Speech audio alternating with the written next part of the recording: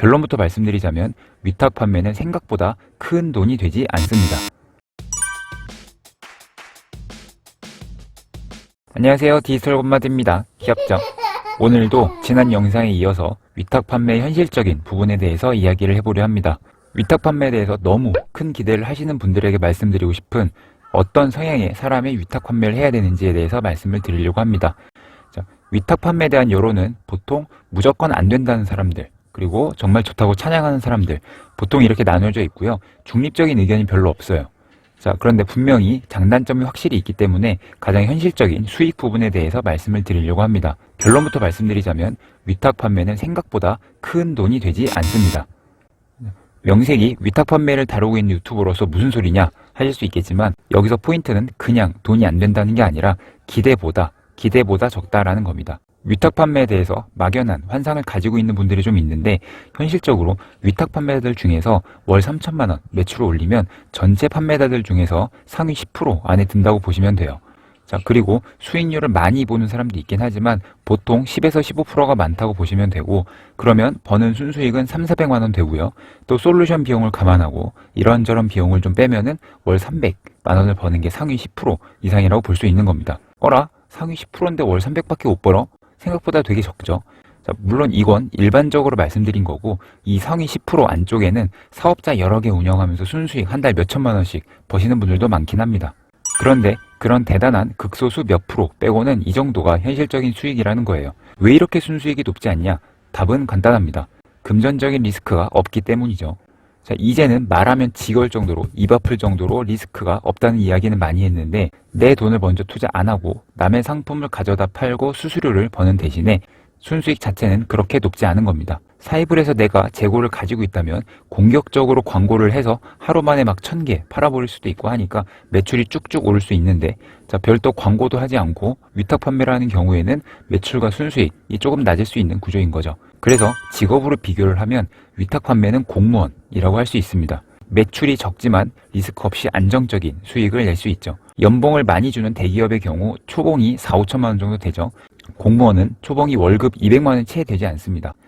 돈만 보면 차이가 너무 크지만 수많은 사람들이 공무원을 준비하고 있고, 또 삼성을 그만두고 공무원에 가거나 심지어 현직 변호사가 9급 공무원으로 들어가는 경우도 있죠. 그렇다고 공무원이 최고의 직업이냐? 그건 또 아니죠. 몇 년씩 준비하고 공부해서 어렵게 합격을 했는데 막상 갔더니 생각보다 너무 적은 돈, 꼰대 문화 이런 거에 지쳐서 1년도 안 돼서 그만뒀다는 이야기도 많죠. 자, 내가 안 잘리는 게 좋아서 들어갔는데 나 괴롭히는 얘도 안 잘려요. 미치는 거죠. 그래서 각자의 상황은 모두 다르니까 그 서로가 다 이해를 할 수 없겠지만 사람의 성향에 따라서 직업을 잘 선정해야 한다는 건 확실합니다. 그래서 이쪽으로 조금 더 예시를 들면은, 위탁 판매가 공무원이라면 사입이나 제조를 해서 대박을 내겠다는 거는 연봉 높은 대기업을 노리거나 내 사업을 제대로 해보겠다 이런 거랑 비슷하다고 볼 수 있죠. 또 위탁 판매는 수익도 수익이지만 생각보다 많은 시간을 투자를 해야 합니다. 나중에 익숙해지고 나서는 정말로 30분만 써도 되긴 하지만 초반에 최소 3개월에서 6개월, 길면 1년 정도까지는 봐야지 이 구조에 익숙해지고요. 안정적인 매출이 나오기 시작합니다. 저 역시 지금처럼 안정적인 수익이 되고 세팅이 되는 데는 1년이 훨씬 넘게 걸렸어요.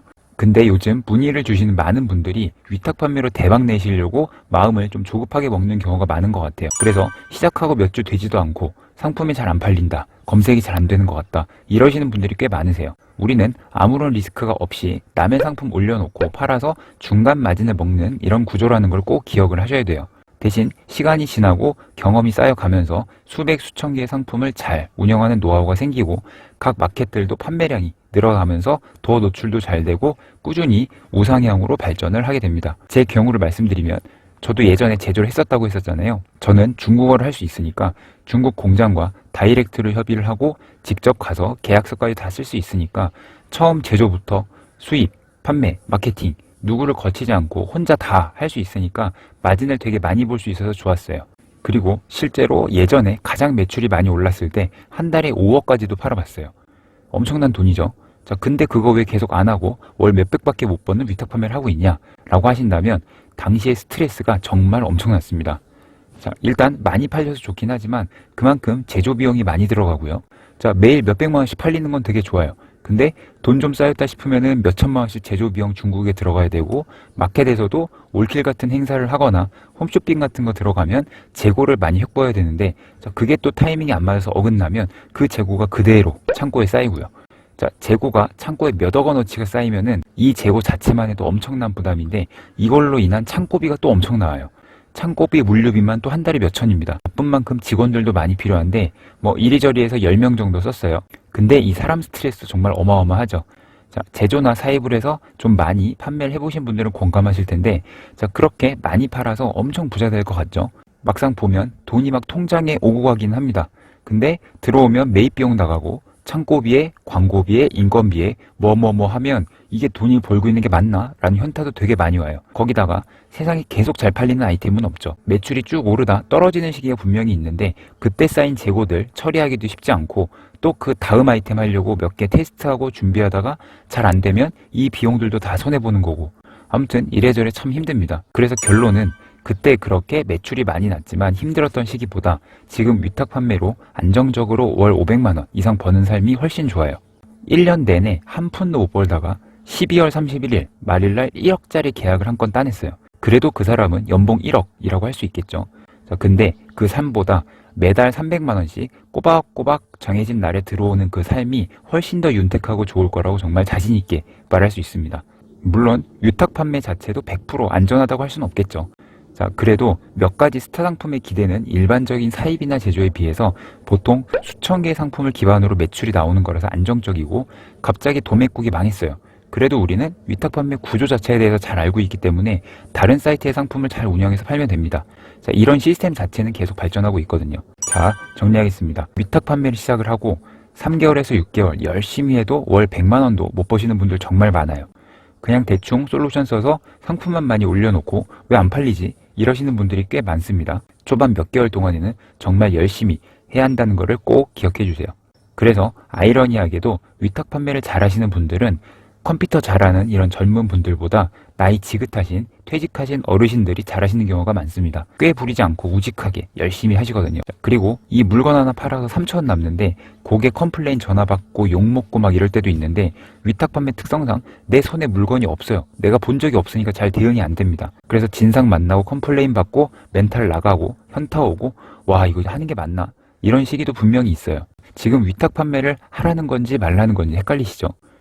위탁 판매는 각자 성향에 따라서 맞는 사람이 있고 안 맞는 사람도 있다는 겁니다. 위탁 판매가 정말 유행이긴 한데, 나는 사업 제대로 해서 얼른 대박 낼 거야, 돈 많이 벌고 싶어, 이런 분들, 그리고 컴퓨터 앞에 앉아서 엑셀 들여다보고 이런 거 말고 시장 나가서 아이디어 상품 보고 뜰만한 거 고르고 이런 거 좋아하시는 분들은 위탁 판매가 조금 안 맞을 수 있어요.